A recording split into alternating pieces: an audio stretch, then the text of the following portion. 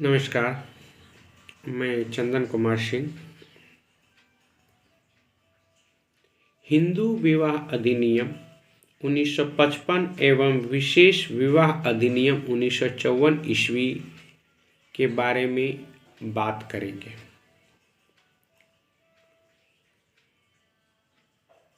बहुत सारे सब हमारे जो मित्र हैं उनका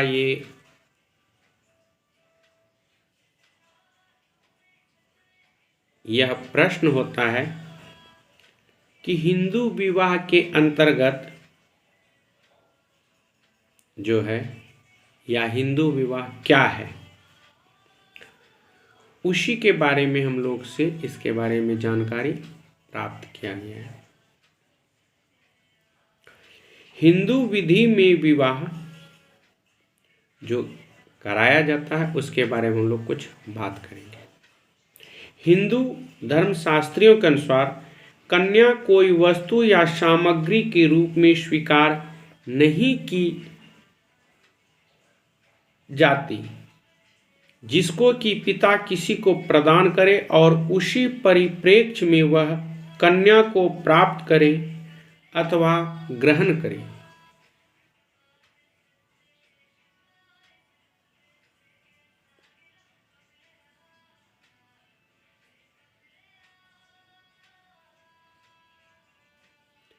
हिंदू विधि के अनुसार कन्या की शादी उसी के साथ की जानी चाहिए जो उपयुक्त एवं योग्य वर हो।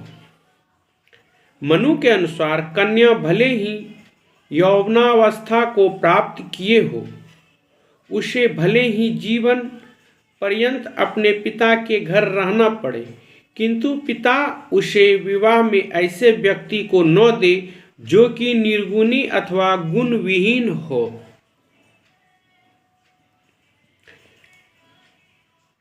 विधि पंडित रघुनंदन ने विवाह की परिभाषा देते हुए कहा है कि वर के द्वारा कन्या को स्त्री के रूप में ग्रहण करने की स्वीकृति विवाह है। विवाह किसी हिंदू के लिए शारीरिक सुख की अपेक्षा एक धार्मिक आवश्यकता थी जो उसे उसकी मृत्यु के पश्चात नरक को यातना से बचा सकता था। इस प्रकार हिंदू विधि के अंतर्गत विवाह को काफी महत्व दिया गया है। वैदिक काल में भी विवाह की पवित्रता पर निरंतर बल दिया गया है। पत्नी के बिना किसी व्यक्ति के सारवान अस्तित्व को स्वीकार नहीं किया जा सकता था, क्योंकि यह माना जाता था कि अकेला एक व्यक्ति शरीर का केवल आधा ही भाग है जब तक कि उसके पत्नी न हो। विवाह हो जाने के पश्चात पत्नी को पति के घर में उचित सम्मान एवं आदर दिया जाता था। वह अपने पति के भाइयों पर तथा अविवाहित बहनों पर अपने अधिकार का प्रयोग कर सकती थी। वह सभी धार्मिक अर्पण एवं अनुष्ठानों में अपने पति के साथ रहती थी, जबकि प्राचीन विद्वानों एवं लेखकों ने पत्नी को पति की अर्धांगिनी एवं उसके व्यक्तित्व को पूर्ण करने वाला कहा है। मनु ने भी पुरुषों से यही कहा है कि स्त्रियों की प्रतिष्ठा एवं सम्मान करो। यहाँ स्त्रियों का सम्मान किया जाता है, यहाँ देवता प्रसन्न होते हैं तथा संपन्नता आती है। वास्तव में हिंदू विवाह के अंतर्गत हिंदू धर्म के अनुसार कन्या विवाह का पक्षकार नहीं होता है,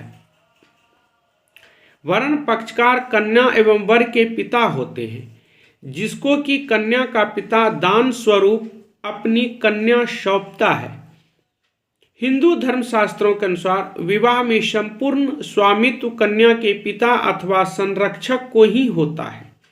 वही स्वेच्छानुसार वर्ण हेतु योग्य वर को चुनता है। हिंदू विवाह में कन्या की स्वीकृति एवं अस्वीकृति का कोई महत्व नहीं है। जैसा कि पुरुषोत्तम दास बनाम पुरुषोत्तम दास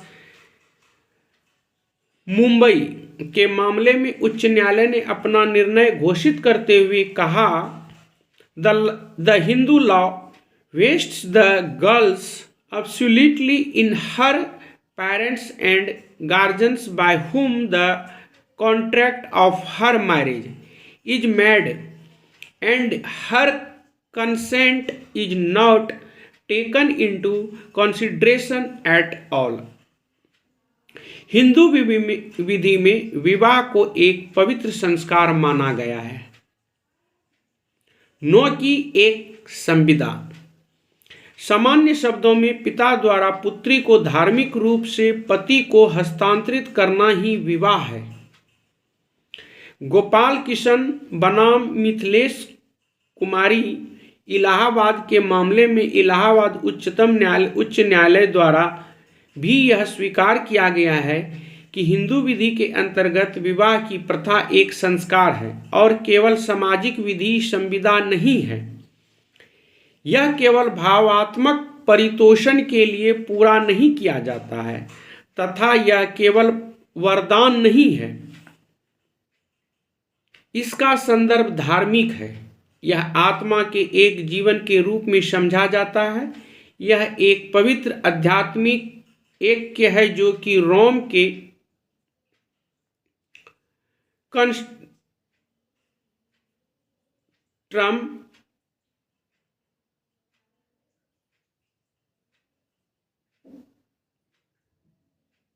ओंटियम विबोट के सदृश है, जो एक प्रक्रिया है जिसके द्वारा पति और पत्नी एक होते हैं।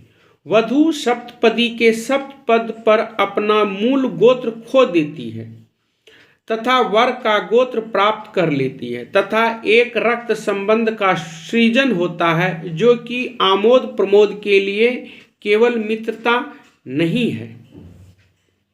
विभिन्न विद्वानों ने विवाह को अपनी विभिन्न अवधारणाओं के द्वारा परिभाषित किया है, परंतु यदि इसे सही अर्थों में देखें तो हम कहेंगे कि विवाह वह संस्कार अथवा विवाह वह संस्था है जिसके द्वारा स्त्री पुरुष के मध्य यौन संबंध हेतु वैधानिक रूप से मान्यता दी जाती है। इस प्रकार विवाह करने पर सभी बच्चे वैध स्वीकार किए जाते हैं और उत्तराधिकार भी वैधानिक स्वीकार किया जाता है।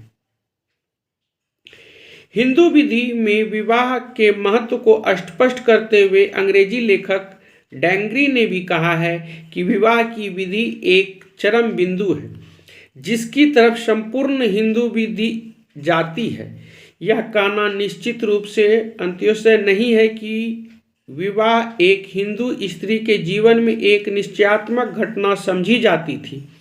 स्त्री के लिए किसी अन्य हिंदू संस्कार का पालन किया जाना उतना आवश्यक नहीं समझा जाता था जितना कि विवाह संस्कार।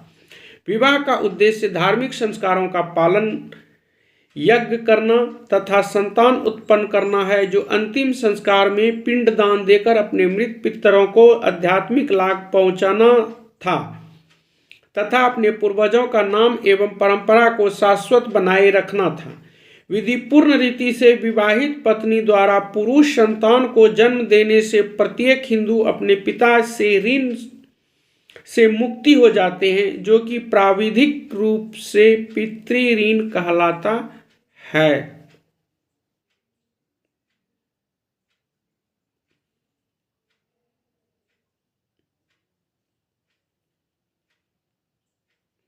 अब हिंदू विधि का स्वरूप को हम लोग देखेंगे।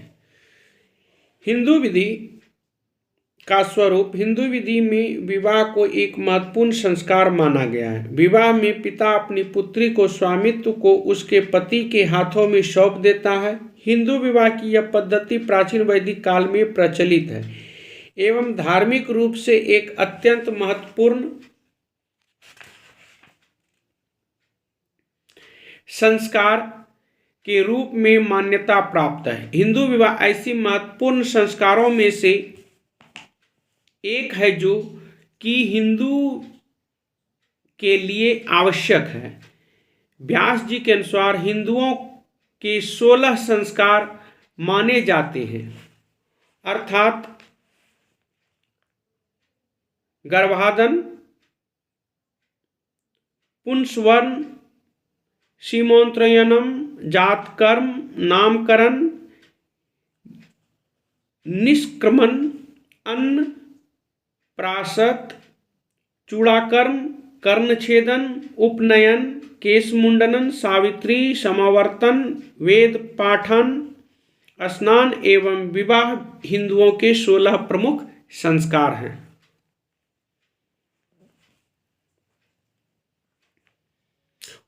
इस उक्ति के समर्थन में कि विवाह एक संस्कार है, संविधान नहीं, धार्मिक रूप से 4 प्रमुख तर्क दिए जा सकते हैं।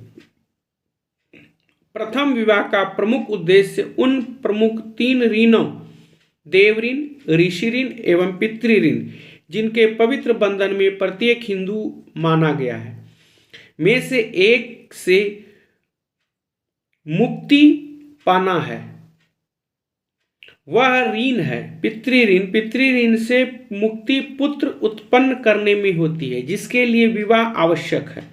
विवाह का दूसरा उद्देश्य नरक के उद्धार पाने का है। हिंदू मीमांसा के अनुसार पुत्र किसी पिता को नरक से छुटकारा दिलाने वाला होता है। पुत्र श्राद्ध इत्यादि कर्मों के द्वारा पिता को नरक से मुक्त कराता है, अतः पुत्र के लिए विवाह आवश्यक है। तीसरे, देव ऋण से मुक्ति पाने के लिए यह आवश्यक है कि यज्ञ करने अथवा कोई भी धार्मिक कार्य करने के लिए पत्नी आवश्यक है, जिसके लिए विवाह परम आवश्यक है। चौथे, वंश परंपरा चलाने के लिए पुत्र आवश्यक है एवं उसके लिए विवाह आवश्यक है।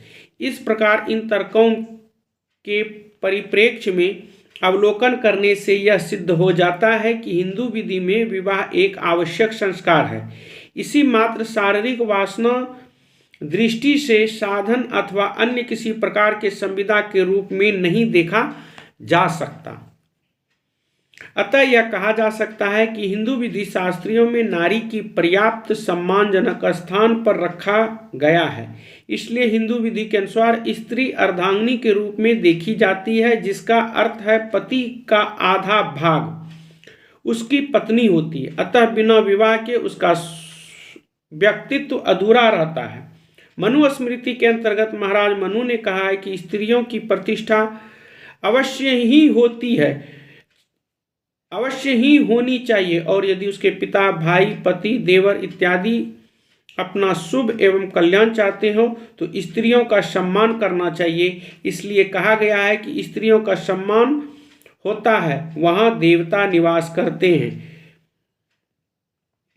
विवाह से पति पत्नी में एक अविच्छिन्न संबंध उत्पन्न हो जाता है, जिसे किसी प्रकार से समाप्त नहीं किया जा सकता। मनु के अनुसार विवाह में एक बार ही कन्या दी जाती है और वह जीवन पर्यंत उस व्यक्ति की पत्नी के रूप में बनी रहती है जिसे कि वह दी गई है।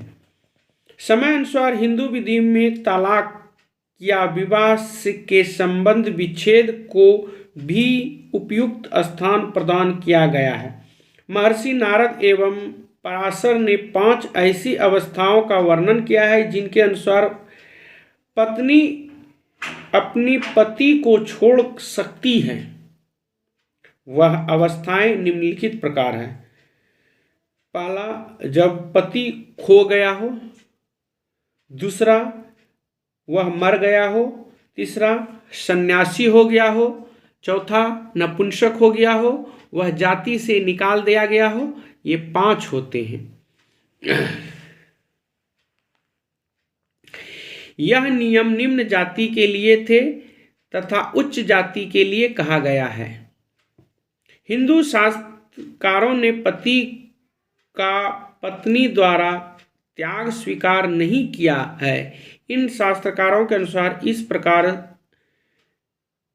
संपन्न विवाह में एक अविच्छिन्न संबंध उत्पन्न होता है, जो कि हिंदू विवाह की एक प्रमुख विशेषता है। अतः शास्त्रकारों के अनुसार यह विवाह एक पवित्र संस्कार है और कन्या की उपयुक्त एवं योग्य वर को सौंपना पिता का परम कर्तव्य माना गया है। शास्त्रों के अनुसार इस प्रकार पिता द्वारा शुभ कार्य को संपन्न करने से पिता को आध्यात्मिक सुख प्राप्त होता है। विवाह संविदा नहीं है। इस प्रकार विवाह एक संस्कार है। मुस्लिम और ईसाई धर्म के अनुसार संविदा नहीं है, वरन वह पुत्रोत्पत्ति के लिए ही किया जाता है। इसका उद्देश्य संतान को वैदिक रूप प्रदान करना है। गोपाल कृष्णन बनाम वेंकटेश्वर मद्रास के वाद में कहा गया है कि विवाह का महत्व मुख्यतः इस बात से स्पष्ट होता है कि हिंदू धर्म में विवाह को उन महत्वपूर्ण संस्कारों में से एक प्रधान संस्कार माना गया है जो शरीर को उसके वंशानुगत दोषों की शुद्धि करता है। तक केवल एक धार्मिक आवश्यकता है, न कि एक संविदा।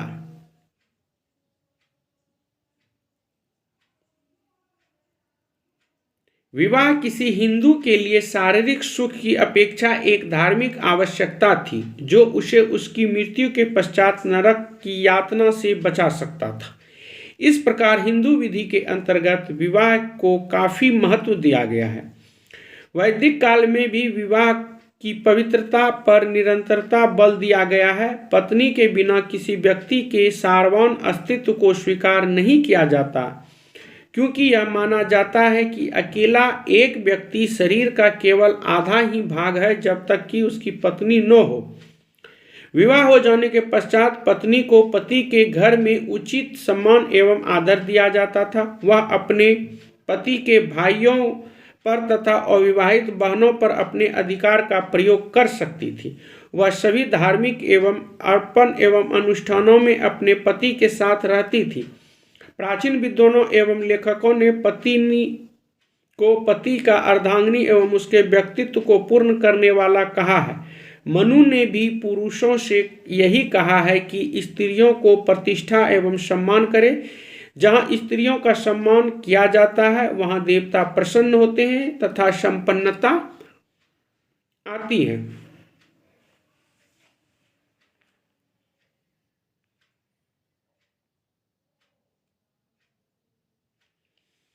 अब होता है हिंदू विवाह का प्राचीन विवाह विधि।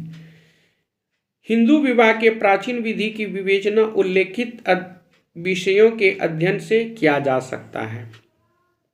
विवाह के आवश्यक तत्व, विवाह की रीतियां, विवाह में संरक्षकता, विवाह के धार्मिक रीति रिवाज, विवाह के विधि परिणाम, विवाह के लिए विच्छेद एवं पुनर्विवाह,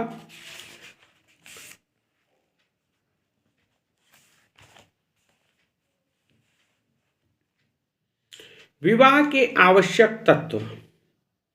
प्राचीन हिंदू विधि के अनुसार मान्य विवाह के निम्नलिखित 3 आवश्यक तत्व हैं। स्वजातीयता, विवाह के पक्षकार प्रति सिद्धि संबंध के अंतर्गत न आते हो तथा एक दूसरे के शापिंड न हो।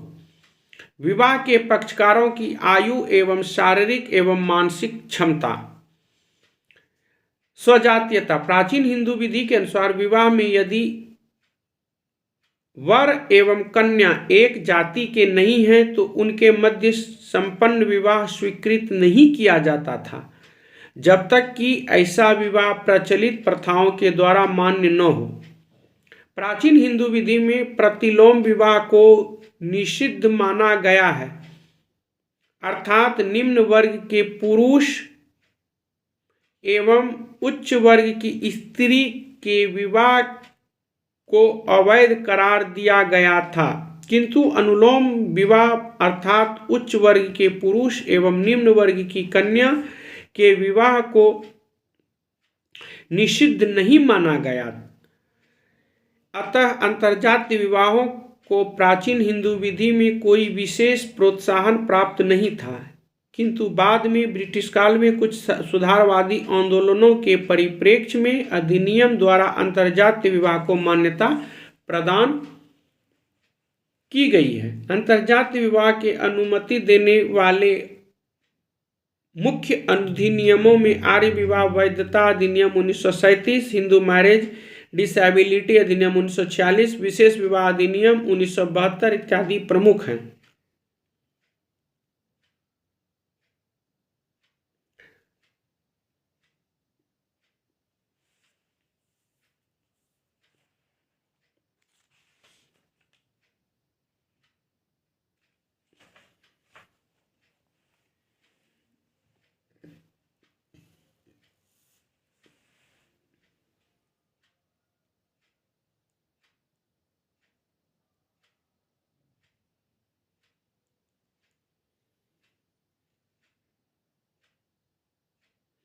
विवाह के पक्षकार प्रतिसिद्धि संबंधों से परे हों।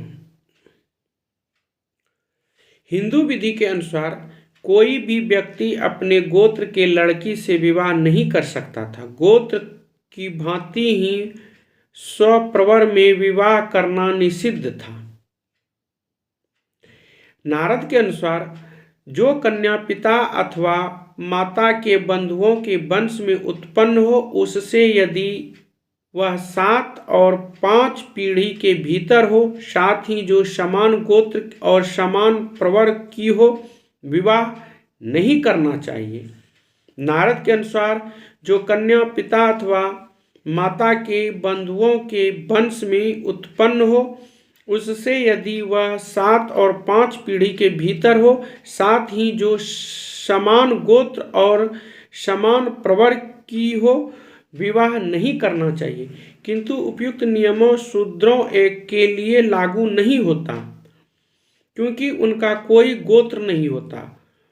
उच्च वर्ण में भी स्वगोत्र विवाह को मान्यता दी जा सकती है, यदि प्रथाएं ऐसा करने की अनुमति देती है। कोई भी अपनी सपिंड कन्या के साथ विवाह नहीं कर सकता। जब दो व्यक्ति रक्त एक दूसरे से संबंधित होते हैं तो एक दूसरे को सपिंड कहा जाता है। विवाह के लिए सपिंडता से तात्पर्य है कि कन्या के पिता की ओर से 7 पीढ़ी एवं माता की ओर से 5 पीढ़ी के अंदर नहीं होना चाहिए। उपयुक्त प्रतिषेधों के अतिरिक्त कुछ संबंधों में रहने वाली कन्याओं से भी विवाह करना वर्जित था, जैसे सौतेली माँ की बहन, उसके भाइयों की पुत्री, उसके पुत्रों की पुत्री, चाचा की पत्नी की बहन और पत्नी की बहन की पुत्री, गुरु की पुत्री इत्यादि। समाज में विवाह के यह नियम नैतिक थे, विधिक नहीं, क्योंकि इन नियमों के विपरीत किए गए अनेकों विवाह न्यायालय द्वारा वैध माने गए। विवाह के पक्षकारों की आयु, शारीरिक एवं मानसिक दक्षता। वेदों का अध्ययन करने से इस बात का पता चलता है कि उस काल में विवाह एक नियत वय को प्राप्त हो जाने पर होते थे। स्मृतियों में विवाह के लिए कोई आयु निर्धारित नहीं की गई है, किंतु उस समय प्रचलित सामाजिक व्यवस्था के विवेचन से यह प्रकट होता है कि उस समय द्विजों के लिए वेदाध्ययन समाप्त कर अर्थात ब्रह्मचर्य आश्रम के पश्चात विवाह के साथ गृहस्थ आश्रम में प्रवेश कराया जाता था। इस प्रकार उस काल में विवाह 25 वर्ष की उम्र में प्राप्त होने पर होते थे। कन्या के लिए 8 से 12 वर्ष की आयु के बीच में विवाह के कर देने पर जोर दिया गया था। बाद में कुछ अधिनियमों को बनाकर विवाह के पक्षकारों की आयु को नियमित कर दिया गया। आयु के साथ ही विवाह के पक्षकारों को शारीरिक एवं मानसिक क्षमता पर भी कुछ नियम आरोपित थे, जिनमें नपुंसक मानसिक रूप से विक्षिप्त व्यक्ति के विवाह के यद्यपि अवैध नहीं थे, किंतु उनके अधिक लोकप्रियता प्राप्त नहीं थी। कलकत्ता उच्च न्यायालय के कुछ महत्वपूर्ण निर्णयों में यह अवधारित किया गया है कि नपुंसक का विवाह प्रभावहीन होता है। विवाह की रीतियां। मनु के अनुसार विवाह की 8 रीतियां मानी जाती थी, 4 मान्य रीतियां तथा 4 अमान्य रीतियां। मान्य रीतियां समाज में आदर की दृष्टि से तथा अमान्य रीतियां है दृष्टि से रखी जाती थी। 8 प्रकार की रीतियां निम्नलिखित प्रकार थे। विवाह की मान्य रीतियां। ब्रह्म, इस पद्धति के अंतर्गत लड़की का पिता अपनी कन्या को वस्त्र आदि के अलंकृत करके उसकी पूजा कर सदाचारी वर को कन्यादान कर देता है। इस पद्धति के अनुसार कन्या का पिता या संरक्षक वर से किसी भी प्रकार कन्या का मूल्य आदि नहीं लेता है। किसी भी जाति का हिंदू इस प्रकार का विवाह संपन्न कर सकता है। वैध, इस प्रकार के विवाह में लड़के का पिता अपनी कन्या को नववधू के वस्त्रों से सुसज्जित करके पूजा करने वाले पुरोहित को दान के रूप में देता है। आर्य, इस पद्धति में वर कन्या के पिता को 2 जोड़ा गाय देता है तथा विवाह के समय कन्या का पिता कन्या के साथ इन गायों को भी लौटा देता है।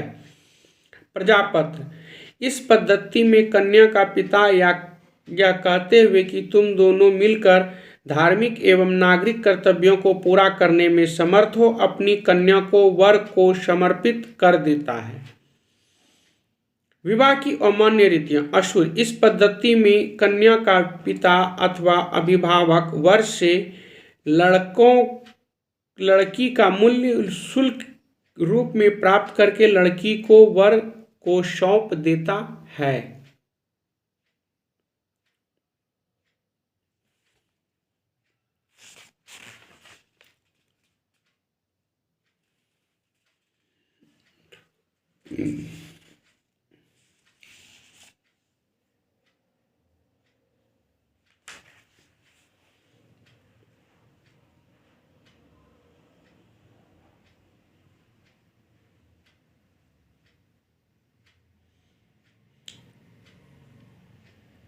गंधर्व कहता है असुर, इस पद्धति के में कन्या के पिता अथवा अभिभावक वर से लड़की का मूल्य शुल्क रूप में प्राप्त करके लड़कों को वर को सौंप देता है। प्राचीन शास्त्रों के अनुसार where a man marriage a girls falls gladdening her fathers और a guardians by money is called Asura marriage. यह कन्या का विक्रय है। गंधर्व, इसमें कन्या तथा वर परस्पर प्रेम भावना से प्रेरित होकर स्वेच्छा से विवाह संबंध स्थापित करते हैं तथा वर वधू के माता पिता किसी भी प्रकार का हस्तक्षेप नहीं करते हैं। यह प्रेम विवाह है। दुष्यंत तथा शकुंतला का विवाह इसी प्रकार का हुआ। मद्रास उच्च न्यायालय ने अपने एक निर्णय में कहा है कि गंधर्व विवाह मद्रास में अभी प्रचलित नहीं हुआ है। राक्षस, इस पद्धति के अंतर्गत विवाह कन्या के पक्ष वालों की हत्या करके अथवा उनका अंगादि छेदन करके तथा उनका गृह अथवा द्वार आदि तोड़कर कन्या को बलात् अपहरण कर किया जाता था। इस प्रकार की पद्धति पहले क्षत्र में प्रचलित थी। इस प्रकार की पद्धति अब भी बैतूल तथा करार प्रदेश की गौड़ जातियों में प्रचलित है।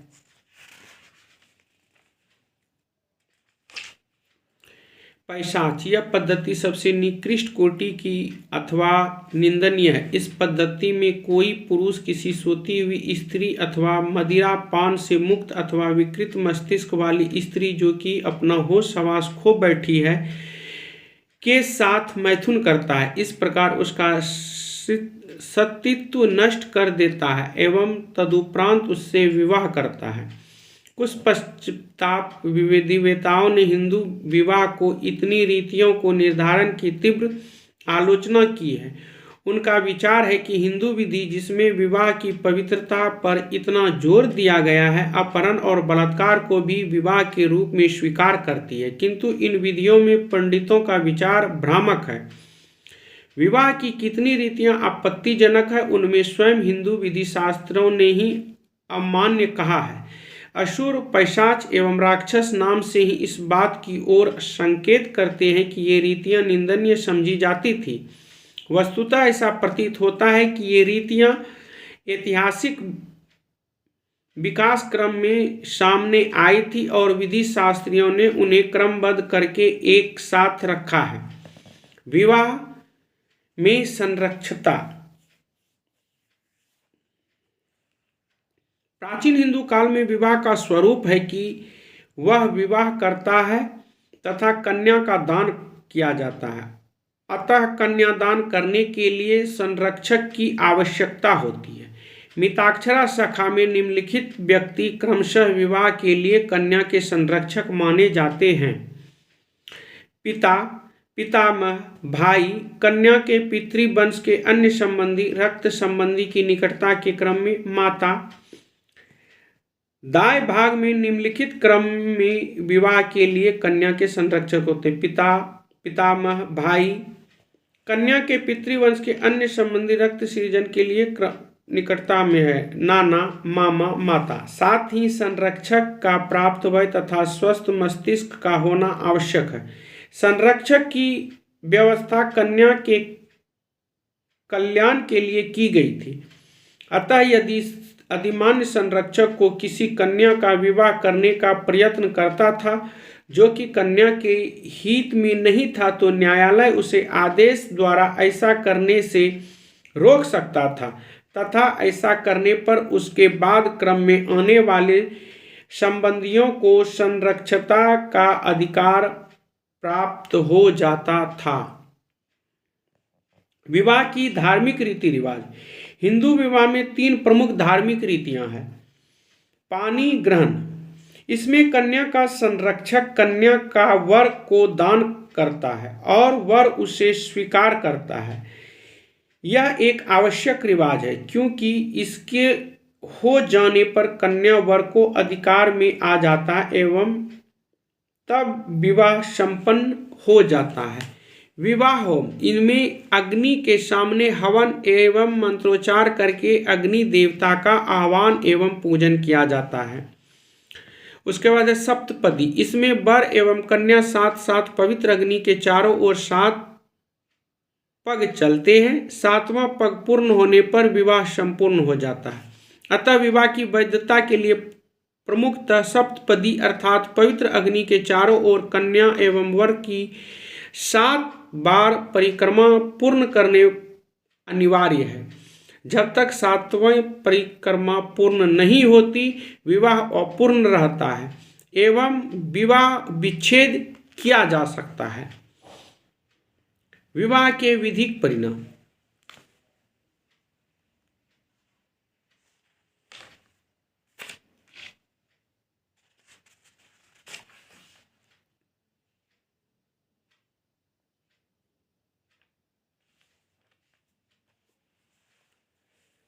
विवाह संपन्न हो जाने पर कन्या का संरक्षक उसका पति हो जाता है। पति पत्नी का परस्पर एक दूसरे के शरीर पर अधिकार उत्पन्न हो जाता है और वे एक दूसरे के सहयोगी हो जाते हैं। ये कर्तव्य एवं अधिकार उन्हें विधि द्वारा प्रदत्त है। उन्हें अपनी समझौते द्वारा नहीं बदला जा सकता है। पत्नी का पति के साथ रहना आवश्यक हो जाता है। यदि इसके विपरीत दोनों में कोई असहमति भी हो तो वह प्रभाव शून्य होती है। वैवाहिक कर्तव्यों को निर्वाह करने की स्थिति में होने पर यदि पत्नी पति से अलग रहने का प्रयत्न करती है तो पति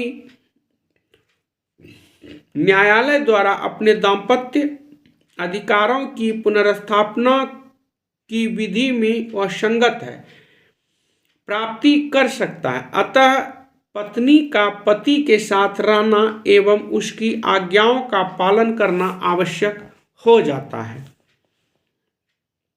विवाह के पश्चात पत्नी को भी पति के विरुद्ध कुछ अधिकार प्राप्त हैं।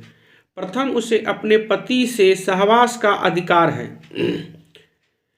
पति द्वारा उसे सहवास से वंचित रखने पर पत्नी दाम्पत्य अधिकारों की पुनर्स्थापना का सहारा ले सकती है। उसे पति से भरण पोषण प्राप्त करने का भी अधिकार है।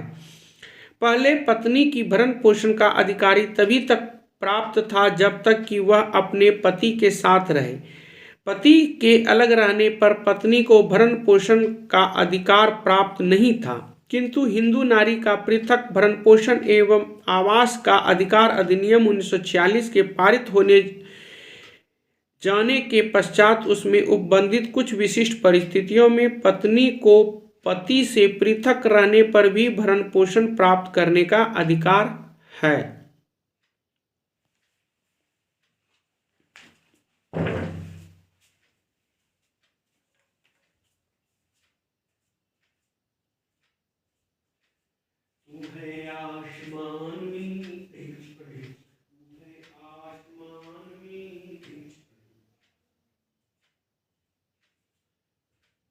जाओ उस जहान में रीच पर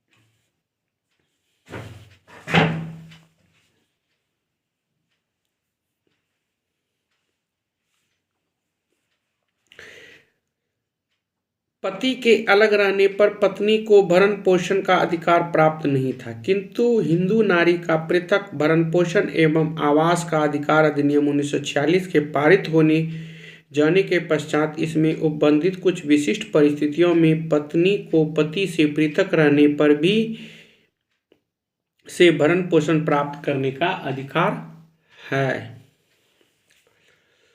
विवाह विच्छेद पुनर्विलोकन पुनर्विवाह।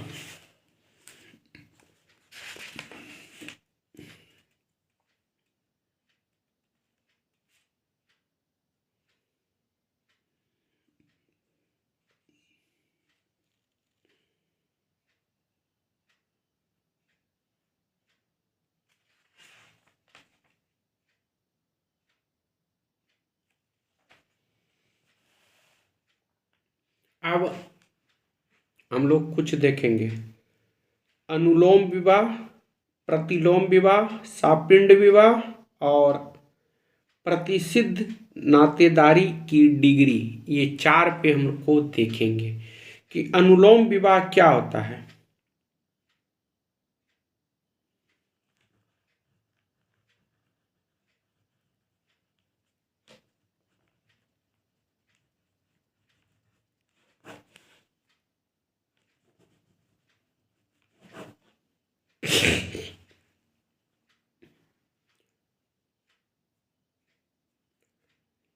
अनुलोम विवाह, जब उच्च जाति का वर निम्न कोटि की कन्या से विवाह करता है तो ऐसे विवाह को अनुलोम विवाह कहते हैं। मनु, याज्ञवल्क्य, गौतम तथा व्यास आदि की लिखित हिंदू विधि व्यवस्थाओं में इसकी मान्यता थी। बम्बई उच्च न्यायालय का निर्णय है कि वैश्य वर और शूद्र कन्या या ब्राह्मण वर और शूद्र कन्या में यदि विवाह होता है तो वह विवाह वैध माना जाएगा। गुलवंती बनाम जीवनलाल, अनुलोम विवाह से उत्पन्न संतान भी वैध मानी जाती है तथा संपत्ति में उत्तराधिकारी भी मानी जाती है। नत्था बनाम छोटे लाल। प्रतिलोम विवाह वह है जिसमें कन्या उच्च कोटि की होती है तथा वर निम्न जाति का होता है। प्राचीन हिंदू विधि में ऐसे विवाह को स्वीकृति प्रदान नहीं है। लक्ष्मी बनाम कल्याण सिंह, इसमें ब्राह्मण जाति को लड़की तथा क्षत्रिय के लड़के के बीच हुए विवाह को अवैध घोषित किया गया है। इसी तरह मुनि लाल वर्सेस शिम्मा, उसके बाद है वैशाभी जम्मू दास के वादों में क्रमशः शूद्र लड़का तथा वैश्य लड़की और शूद्र लड़का तथा ब्राह्मण की लड़की के मध्य हुए विवाहों को अवैध घोषित किया गया है। हिंदू विवाह मान्यता अधिनियम 1949 एवं हिंदू विवाह अधिनियम 1955 ने जाति या उपजाति का बंधन समाप्त कर दिया है और अब ऐसे विवाह को मान्यता प्रदान की गई है। सापिंड हिंदू विवाह अधिनियम की धारा 3 में सापिंड को अग्रलिखित प्रकार से परिभाषित किया गया है। किसी व्यक्ति के प्रति सापिंड निर्देश से इसका विस्तार माता से ऊपर वाली परंपरा से में तीसरी पीढ़ी तक और पिता से ऊपर वाली परंपरा में 5 पीढ़ी तक, जिसके अंतर्गत 5वीं पीढ़ी भी सम्मिलित होता है, प्रत्येक अवस्था में परंपरा संबंधित व्यक्ति से ऊपर गिनी जाएगी, जिससे कि पहली पीढ़ी को गिना जाता है। यदि 2 व्यक्तियों में से एक सापिंड नातेदारी की सीमाओं के भीतर दूसरे का परंपरागत अन्य पुरुष है या यदि उसका ऐसा एक ही परंपरागत अंग पुरुष है जो कि एक दूसरे के प्रति सापिंड नातेदारी की सीमाओं के भीतर है, तो ऐसे 2 व्यक्तियों के बारे में कहा जाएगा कि वे एक दूसरे के सापिंड हैं। सापिंड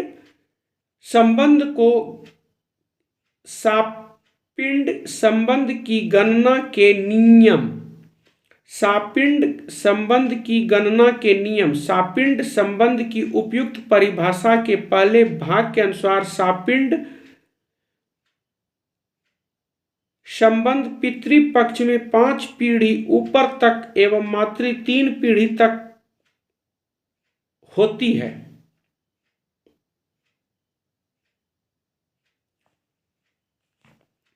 अब इसमें जो हम बताए इसका एक वे है, इसको देख लेना होगा।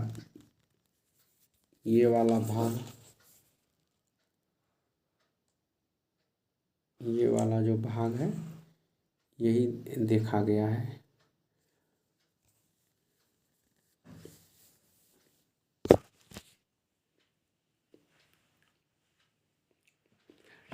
चित्र दाहिने हाथ के ऊपर को जाने वाली रेखा अ के पितृवंश की पीढ़ियों को दर्शित करती है। इसमें फिर रूल्स बताया गया है कैसे क्या करना है।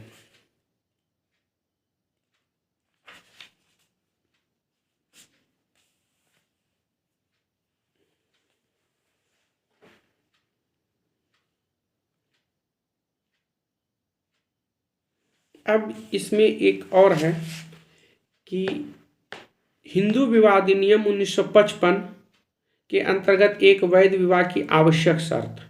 वैध विवाह की आवश्यक हिंदू विवाह अधिनियम 1955 की धारा 5 उन आवश्यक शर्तों का उल्लेख किया गया जो एक वैध विवाह के लिए आवश्यक है।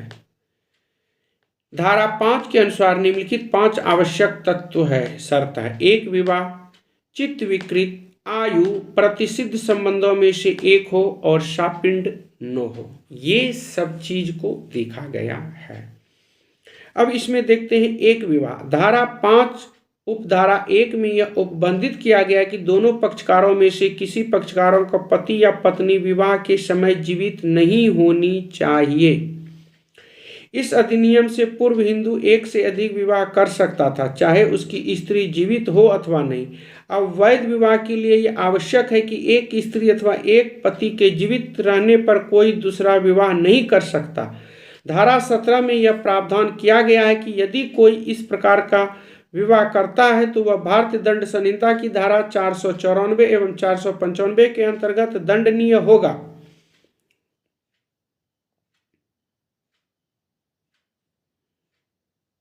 ग्यारह के अंतर्गत विवाह शून्य माना जाएगा।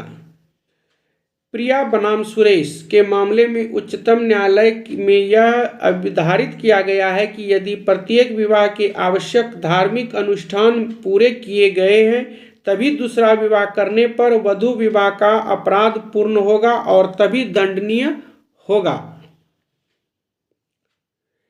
श्रीमती यमुनाबाई अंतर्गत्वा अथवा बनाम अनंतराव बीराराम आधार के मामले में उच्च न्यायालय द्वारा यह अवधारित किया गया है कि विवाह वहां अकृत तथा शून्य हो जाता है जहां धारा 5 की प्रथम शर्त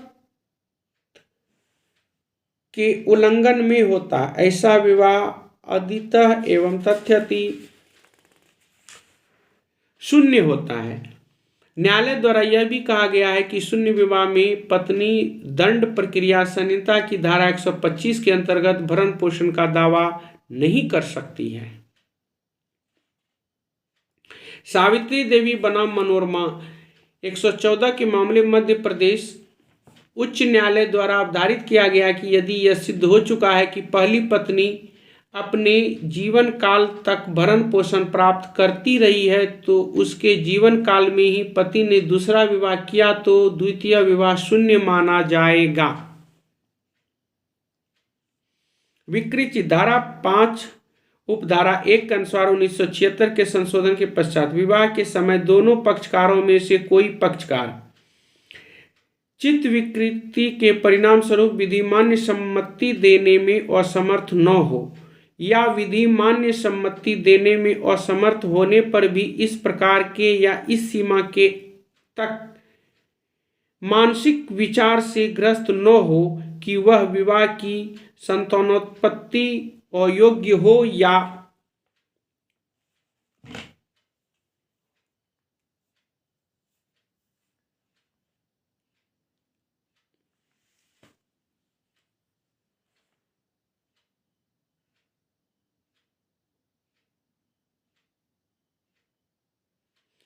उसे उन्मत्त या मिर्गी का दौरा बार बार पड़ता हो। इस धारा में विवाह के समय से तात्पर्य विवाह के समय यदि पक्षकार स्वस्थ मस्तिष्क का था किंतु बाद में अस्वस्थ मस्तिष्क का अथवा पागल हो गया हो तो इस बात से विवाह के ऊपर कोई प्रभाव नहीं पड़ेगा। अमीरनाथ बनाम प्रबोध मोहन राव कलकत्ता के बाद में उच्च न्यायालय ने अवधारित किया है कि पागल पद की व्याख्या अधिनियम में कहीं नहीं की गई है, अतः इसका जो अर्थ पागलपन अधिनियम की धारा 3 उपधारा 5 में दिया गया कि वहां अर्थ समझा जाना चाहिए।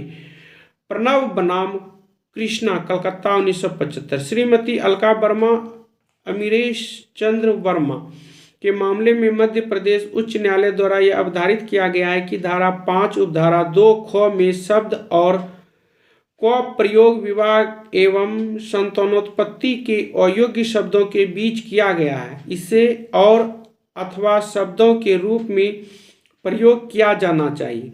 न्यायालय विवाह को शून्य कर सकता है यदि शर्तों में से कोई अथवा दोनों शर्तें मानसिक असंतुलन के कारण अस्तित्व में विचार की गई है, जिससे पक्षकारों का एक साथ रहना बहुत ही दुखद विषय हो। शब्द संतानोत्पत्ति में संतान उत्पन्न करने की सक्षमता का होना है जो उन्हें प्राप्त करने की क्षमता के अतिरिक्त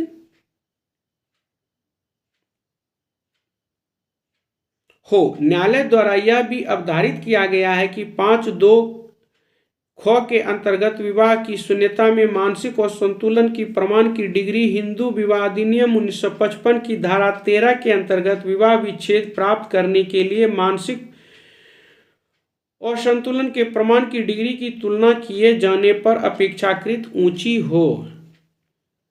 आयु यह 5 उपधारा 3 में यह बंद किया गया है कि वर ने 21 वर्ष की आयु एवं वधू ने 18 वर्ष की आयु विवाह के समय पूरी कर ली। 1978 ईस्वी के संशोधन अधिनियम से पूर्व वर की आयु 18 वर्ष एवं वधू की आयु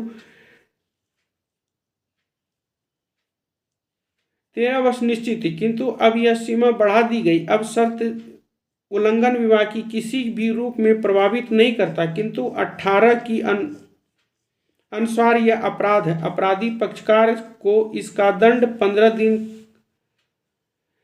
दिन का सादा कारावास अथवा 1600 रुपये का जुर्माना अथवा दोनों ही दे सकता है। दुर्योधन प्रधान बनाम बसंती दर उड़ीसा अवधारित किया कि ऐसे व्यक्तियों के बीच विवाह की निर्धारित आयु से कम 0 नहीं होता। ऐसा उल्लंघन केवल दंडनीय नहीं हो सकता परंतु विवाह वैध बना रहता है, प्रतिविध संपत्ति से परे हो। धारा 5 उपधारा 4 में यह उपबंध किया गया है कि जब तक विवाह के पक्षकारों में से प्रत्येक को शासित करने वाली रूढ़ी या प्रथा से उन दोनों के बीच विवाह अनुज्ञात न हो, पक्षकार प्रतिसिद्ध नातेदारी की डिग्री के अंदर न हो। अधिनियम की धारा 3(6) के अनुसार व्यक्तियों की निषिद्ध डिग्री के अंतर्गत कहा जाता है।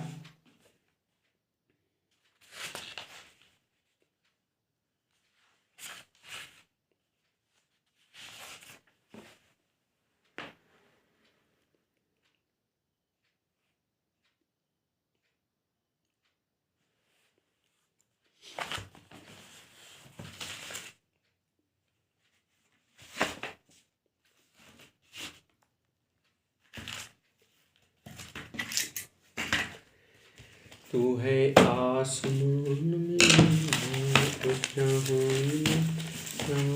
से ढूंढ के प्यार करो कभी मैं तुम्हारा।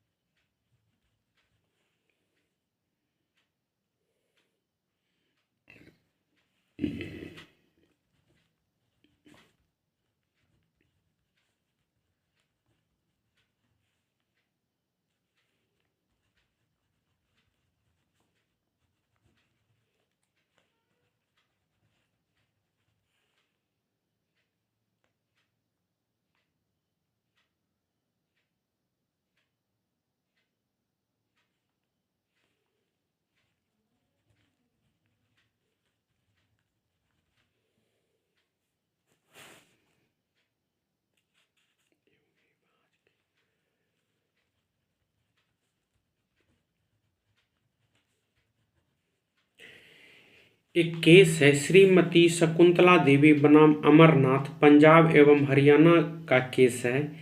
इसमें उच्च न्यायालय द्वारा अवधारित किया गया है कि धारा 5 कि उपधारा 4 के अंतर्गत विवाह की वैधता विशेष हिंदू समाज में स्वीकृत प्रथा एवं रिवाज के अध्ययन है। यह साधारणतया विवक्षित करती है कि यदि रीति रिवाज के बल से दो हिंदुओं की निषिद्ध डिग्रियों के बीच विवाह हो सकता है तो इसकी वैधता को चुनौती नहीं दी जा सकती है। यह है श्रीमती शकुंतला देवी बनाम अमरनाथ। उसके बाद इसी में केस है रामवती गुप्ता बनाम राज्य निर्माण पत्रिका। इलाहाबाद के मामले में महिला ने अपने पति की मृत्यु के बाद अपने देवर से पुनर्विवाह कर लिया।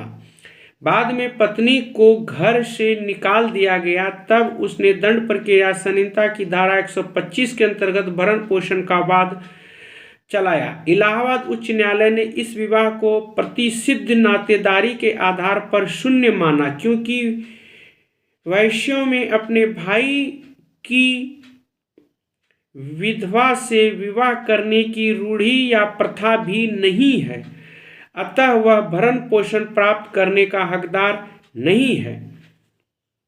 उसके बाद आता है सपिंडता। कहता है धारा 5 के अंतर्गत जब तक कि उसने उनमें से प्रत्येक दुशासित करने वाली रूढ़ी या प्रथा से उन दोनों के बीच विवाह अनुज्ञात न हो, पक्षकार एक दूसरे के सापिंड न हो। इस धारा के प्रतिकूल यदि कोई विवाह किया गया है तो उसे प्रभाव शून्य समझा जाएगा। अक्षय कुमार बनाम जतीन्द्र नाथ, कलकत्ता का ये केस है। हिंदू विवाह को अब सरल एवं सुविधाजनक बना दिया गया। अब हिंदू विवाह अधिनियम 1955 के पश्चात स्वजातीयता की शर्त को हटा दिया गया है। अब किसी भी हिंदू धर्म वर्ग में आने वाले में विवाह वैध माना जाता है। इसी प्रकार 1977 ईस्वी में संशोधन के पश्चात विवाह के लिए संरक्षक की सम्मति भी आवश्यक नहीं मानी जाती है। विवाह के पक्षकार की आयु सीमा में भी परिवर्तन करके उसे बढ़ा दिया गया है। अब हिंदू विवाह की शर्तें आधुनिक समाज की आवश्यकताओं के अनुरूप है।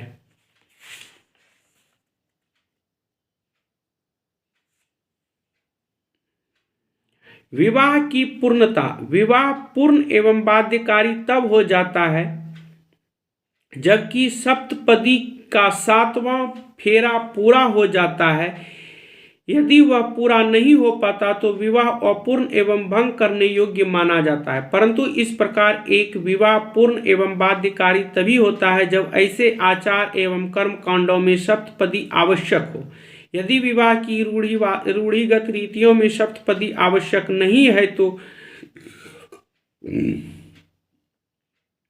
तो विवाह उस समय पूर्ण एवं बाध्यकारी होगा जब कोई ऐसा कर्मकांड जो उस समुदाय में प्रचलित रूढ़ी के अनुसार विवाह को बाध्यकारी एवं पूर्ण बनाता हो, संपन्न कर लिया जाए।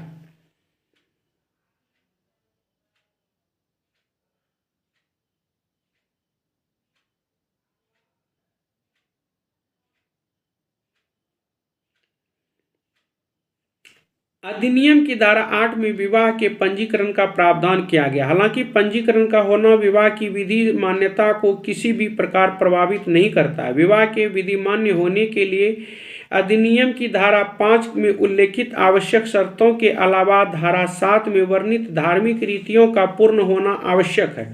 विश्व के बहुत सारे राष्ट्र में अब भी विवाह के समय प्रचलित विभिन्न धार्मिक रीतियों का पालन एक आवश्यक अंग है। पंजीकरण के संबंध में राज्य सरकारों को अधिकार दिया गया। विवाह के पंजीकरण के संबंध में अधिनियम की धारा 8 में उल्लेखित है कि यदि प्रदेश सरकार यह आवश्यक समझती है कि पूरे राज्य में या किसी अमुक भाग में निश्चित शर्तों के आधार पर विवाह का पंजीकरण होना चाहिए तो वह उसके लिए एक निश्चित नियम बना सकती है।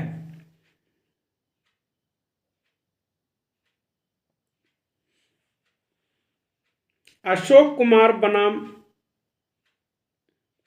श्रीमती उषा कुमारी, दिल्ली के मामले में दिल्ली उच्च न्यायालय द्वारा अवधारित किया गया कि यदि पक्षकार पति एवं पत्नी के रूप में मान्य किए जाते हैं तो विवाह के रूप तथा अनुष्ठान एवं उसकी संतान की वैधता के पक्ष में दृढ़ प्रकल्पना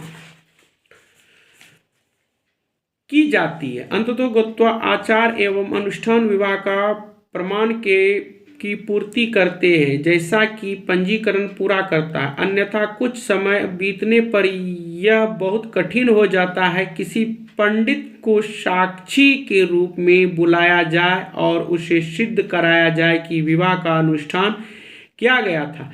इस समय चाहे प्रलेख्य साक्ष्य प्राप्त करना संभाव्य नहीं होता। ऐसे समय में अनेक साक्षी अदृश्य हो जाते हैं। पक्षकारों के बीच मात्र इस कोरे तथ्य को कि वे साथ साथ रह रहे थे अतिरिक्त कुछ भी शेष नहीं बचा था। तो ये समस्या है, ये समाधान है।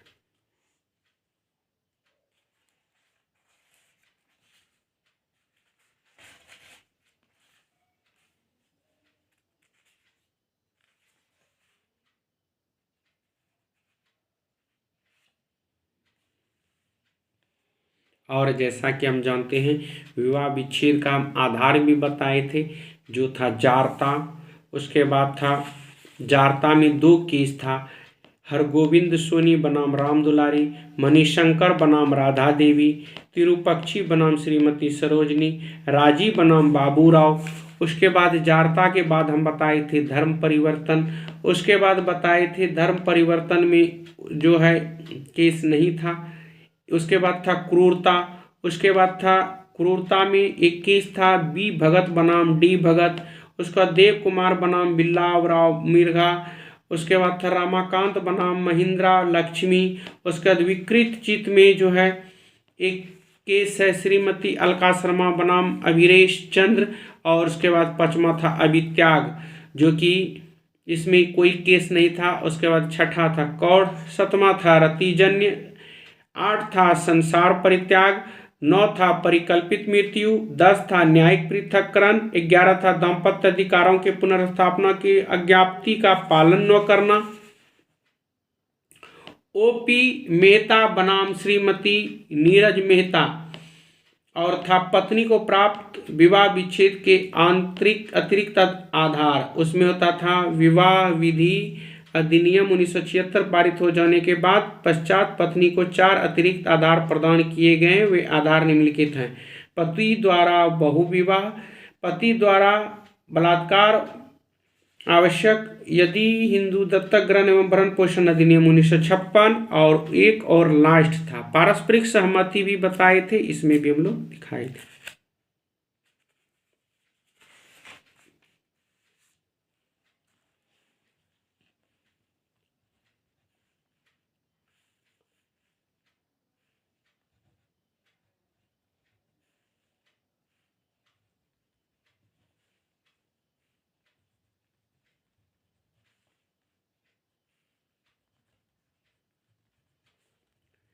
मेरी चांदनी तूने प्यार की बीन बजाई, मैं दौड़ी चली आई, मैं भागी चली आई हो।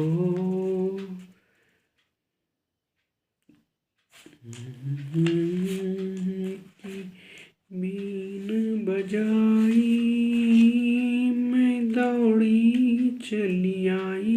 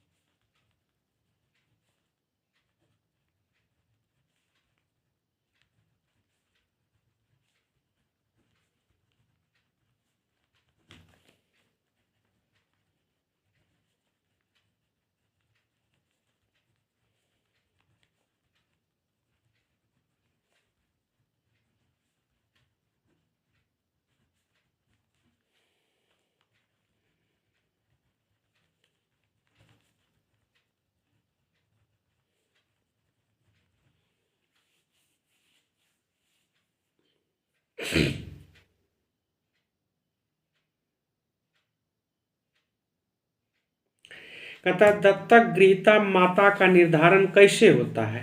कहता है हिंदू दत्तक ग्रंथ तथा भरण पोषण अधिनियम 1950 की धारा 14 इस प्रकार है। जब कोई हिंदू जिसकी पत्नी जीवित है दत्तक ग्रहण करता है तो उसकी पत्नी दत्तक पुत्र की दत्तक गृहीता माता होगी।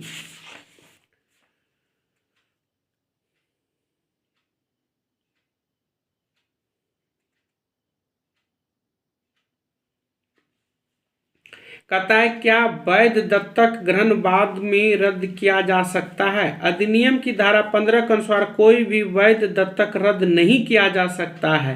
यदि एक दत्तक ग्रहण हो जाता है तो बाद में उस दत्तक की माता पिता द्वारा या अन्य किसी व्यक्ति द्वारा वह तोड़ा नहीं जा सकता और न ही दत्तक पुत्र अपने अधिकार व स्तर को छोड़कर अपनी हुई जन्मे हुए भी जा सकता है, क्योंकि दत्तक ग्रहण के प्रभाव के अनुसार कोई भी दत्तक पुत्र अपने नैसर्गिक परिवार से अलग हो जाते हैं और दत्तक ग्रहण करने वाले परिवार से विशेष संबंध हो जाता है।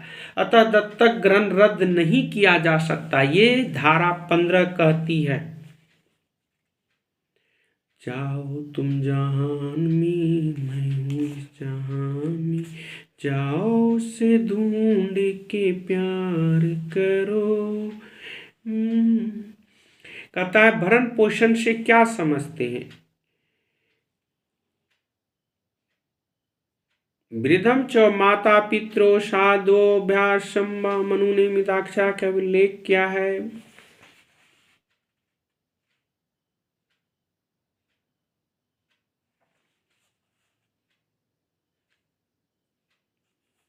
हिंदू दत्तक ग्रहण तथा भरण पोषण अधिनियम 1956 की धारा 3B में जो भरण पोषण की परिभाषा दी गई है उसमें निम्नलिखित प्रावधान निम्नलिखित है।